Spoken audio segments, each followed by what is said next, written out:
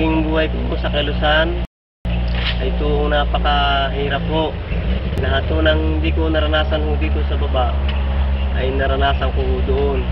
Kaya ang maganda po ay kung mayroon pa hong sila na maakit na kagaya ko, ay kung ako yung magkikita, ay sila po yung aking paliliwanagan na mas maganda po ang sa baba ang mamuhay po ng tahimik.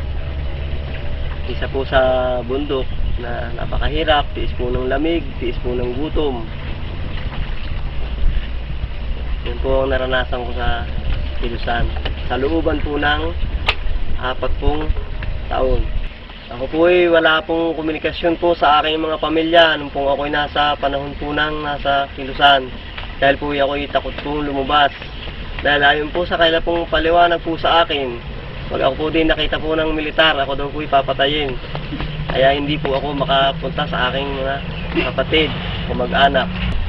Ang buhay ko po ngayon at saka yung buhay ko po noon sa Quezon ay maganda po ngayon ang buhay ko po dito sa ibaba. Nakakapamuhay po ako ng tahimik.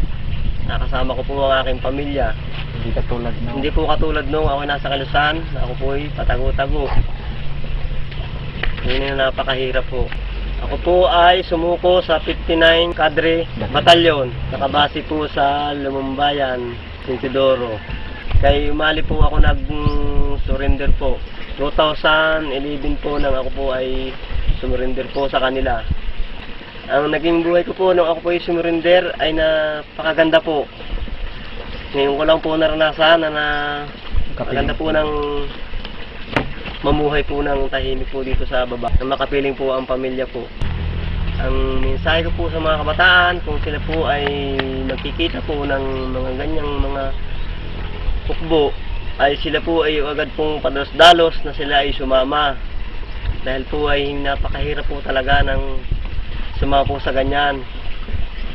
Hindi po basta ang makibaka sa bundok.